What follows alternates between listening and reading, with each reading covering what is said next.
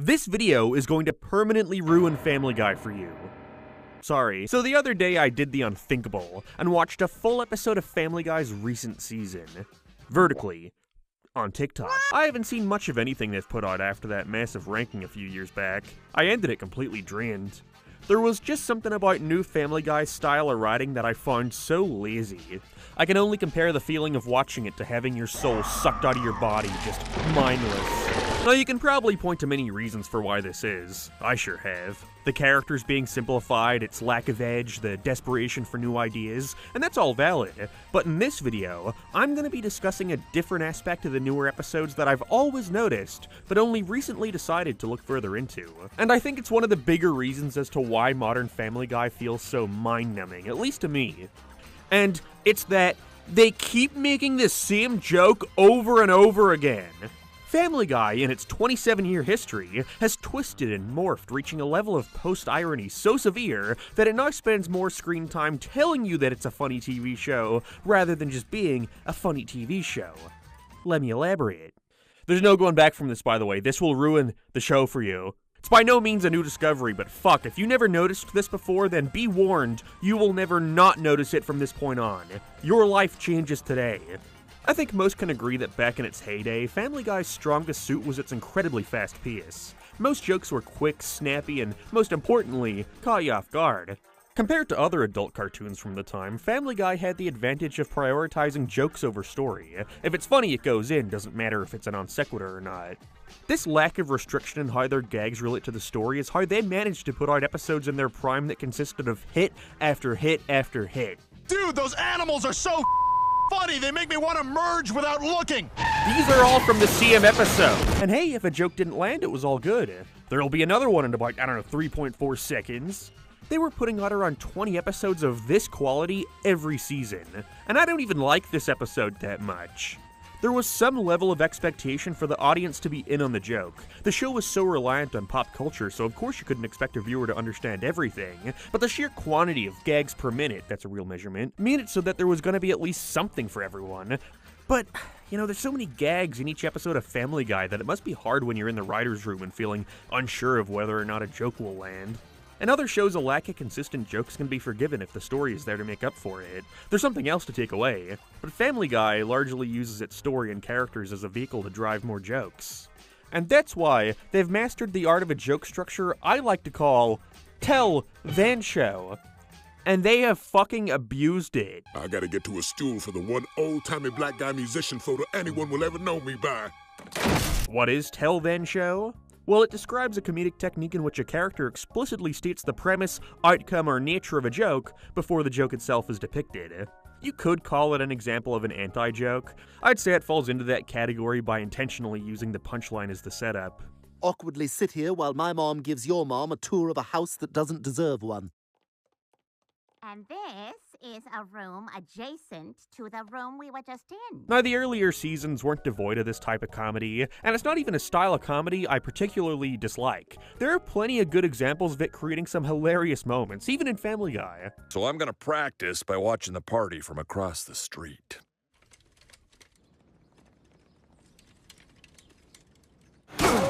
But I started noticing that around season 16 or so, this style of writing had started becoming so prevalent in the show, to the point where I don't think you can consider it anti-comedy anymore. It's just the whole show.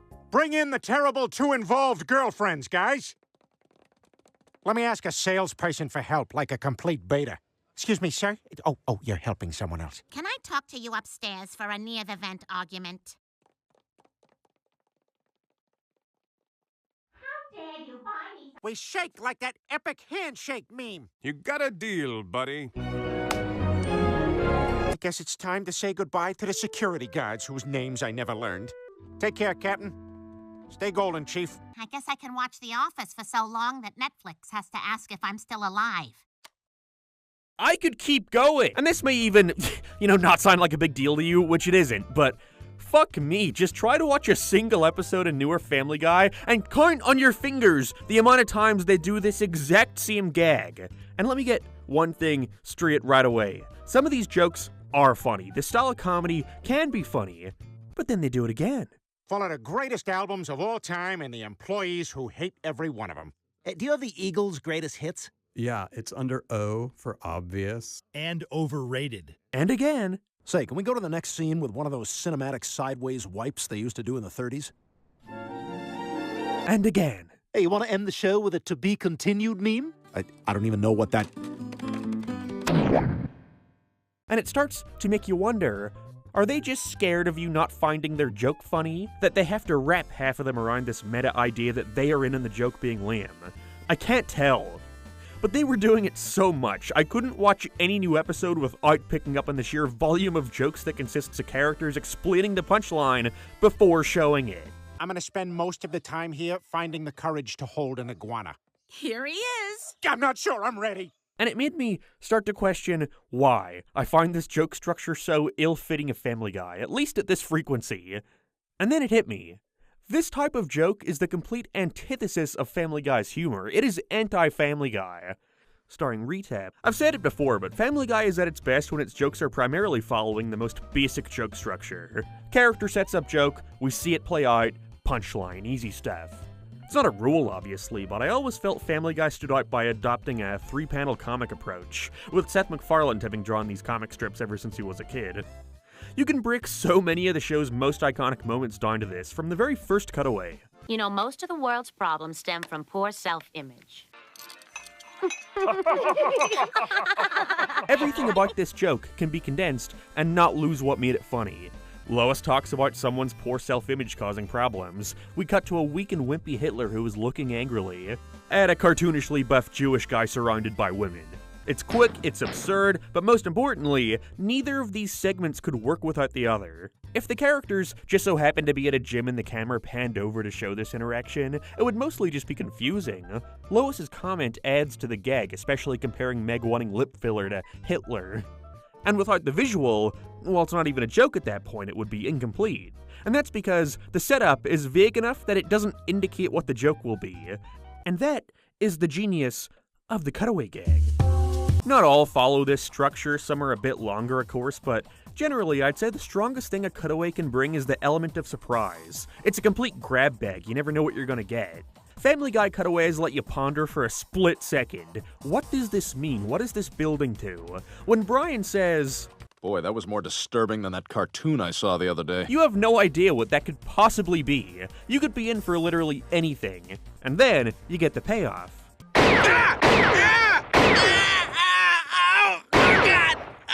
Whether or not you think it's funny is a different story. I do. Also, this is not to claim that they never do these kind of jokes anymore. There are still plenty that do this very well. Now I am blind. How did this happen? It was take your cat to work day. But that is to ignore the sheer abundance of gags in this show now that consist of telling you a joke and then showing it to you afterwards. It flips the show's tried and true formula on its head, purposefully so. Instead of setup, development, punchline, the structure has now become punchline, punchline again. We'll be out here eating pizza like we're in an 80s commercial. Like sure, that can result in a funny moment, but it just won't stop. Me, and very clearly not a dummy who he then tosses around. Oh no, I'm being tossed around. Instead of every element of the joke being integral to it working, you're kind of just left with 2 consecutive ways of telling the same joke. You could use this. Got nothing to do except create an excuse to touch the Target cashier lady I want to run away with. Or you could use this.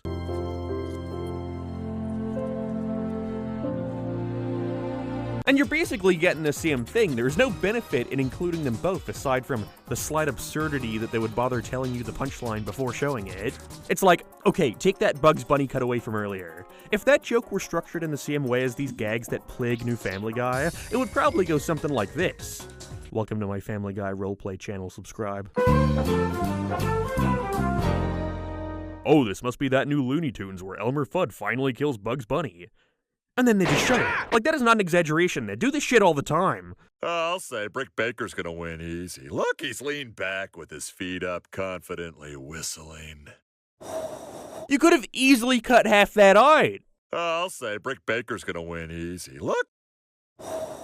He's not very good at whistling. Am I going crazy? I'm gonna have to radio base camp for help on my Elmo phone. Why did he need to explain that he was gonna pull out the Elmo phone? We could see that through him pulling out the Elmo phone. You probably were already able to infer time! The easy way out would be to pin this on laziness. The worst I'd call it is a safety net. If a joke doesn't land, then maybe making the setup this obvious and awkward will. But I also think these writers actively like doing these jokes, and, good for them, I guess. I just can't stop seeing it everywhere. The whole show's just being relayed by some New York mook. They're saying everybody's heard about the bite. You didn't have to say that. It would have been funnier if I didn't expect it. I had to know if I was going crazy. I couldn't stop asking myself if I was overthinking things. Are they really that common? And so, I did the even more unthinkable. I watched all of Family Guy Season 20 in one sitting. Why Season 20? I don't know, it was wrong number. And I made a tally of every single time they told this exact same joke where they explained the punchline before showing the same punchline. Guess how many times they did it? How many times they did this exact thing? Comment. Never mind, I'll just tell you. 84. They did this 84 times in one season. No, because this is a regional commercial, it's gonna end just a half a second too early. But remember, call toot toot. And I was being generous, by the way. See, they have two other equally overused variations of this joke structure, where they'll either show you the gag and then have the character explain what we just watched, or they'll have the character explain what we're watching as we're watching it. Ah! Ah! This is what babies think happens at haircuts! Counting those, that number would easily be closing in on the 200 mark, but I'm sticking to explaining the joke before we see it being made. At least with the others, we still get the shock of the gag. Get the old team back together for a what do they look like now credits montage. That's what I look like? But that is still an average of 4.2 times they make the same joke per episode, which may not sound like a lot, but think about it. You have to listen to the same joke twice, 4 times every episode. Ooh, that looks scary. The House of Unskippable Podcast ads. I wonder what's going to happen. You guys think they're going to start listening to a podcast that's filled with ads that they can't skip? The big game was on the boob tube, but the biggest touchdown... I think it contributes to that feeling of Family Guy phoning it in these days. These episodes feel as if they're dragging on and on, trying to pad things out as much as possible. Fine, but I'm gonna tweet mean stuff at celebrities that look vaguely like you. There's probably a larger discussion to be had here about meta-commentary in general. I think this kind of joke structure counts. It's like the writer's way of saying they didn't think the joke was funny enough on its own, and want to add this layer of awkwardness to it. I'm just gonna open this drawer that doesn't have the mechanism that stops it from pulling all the way out. Ah, darn it. It shows a slight lack of confidence in what you're doing to me. Like you have to present the joke through the lens of irony. And I'm moving in with my trash bags of bad poetry. The Caterpillar. Like, if you don't find Peter's bad poetry funny, then maybe you'll at least laugh at the fact that he presents it as bad poetry. I didn't. Damn it, here comes another person walking to the same party. Let's stop so we don't have to walk with him the whole way. This post-ironic stance has plagued modern media. They fly now! Showcasing our current inability to be genuine and put ourselves out there without fear of not getting the reaction we wanted. It creates a distance between you and whatever it is you're doing or talking about. But it could also come from the writers sometimes worrying that an audience won't understand the references they make. Family Guy came out at a time when our entertainment was a lot more contained and homogenous. Everyone watched the same shows, was aware of what movies were coming out, what new games to play. The internet allows every possible niche interest to have their own corner. Someone is much less likely to understand the reference being made unless it's completely universal. Like, you want to make a joke where Quagmire introduces the guys to his new girlfriend. Jim, meet my girlfriend, Yoko Oh Yes. Okay, that's a fine idea, but what if they don't get the joke? How do we quickly explain what the punchline is here? How do we convey that this is the nice version of Yoko Ono? Do we even need to explain that? So, how did they handle this? Did they A. do nothing and let the pun speak for itself? B. have her say something nice to let the audience further understand the pun? Or C. have Quagmire say, "She's beloved by everyone close to me and prides herself on not messing with a good thing." And then have her say something nice anyway, even though he already explains the joke. This is not a big deal. I swear to God, this is not a big deal. But you gotta understand, I just sat through an entire season of New Family Guy. Let me vent. Despite my belief that this type of humor is used as a crutch, I can't claim that every time they do it, it's bad. There are plenty of solid gags that follow this formula that I find funny, that I laughed at. Oh, hi, Meg. That's not her. All high school theater tech girls just look like Meg. There is merit to this ultra-mundane way of writing jokes. But it gets to a point where they're done in such an excess that it makes me groan anytime they appear. I think the show has completely exhausted them over the past 8 or so seasons. The only thing that scares me is a sudden loud noise, even if it's only spoken. Got clips for days, bro. We were the envy of the You can't nation. have left I don't know.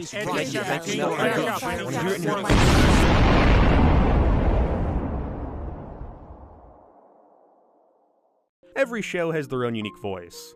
It's why something like The Simpsons guy always felt more like a Family Guy episode than The Simpsons. They just don't tell jokes the same way. So I understand that at this point, there are probably a lot of fans and even writers who consider this a part of Family Guy's thing. This is now one of their signature jokes. As prevalent as the cutaways, why should they ever stop doing them? I don't know. I don't have to, jeez. I mostly just find it an interesting quirk about their current writing style. And even if I find it overdone, it's unquestionably a popular gag. Maybe none of my theories are true. Maybe they're not worried about audiences not understanding the joke or hiding behind post-irony. Maybe they just think it's funny. In which case, I guess the joke's on me. Fuck.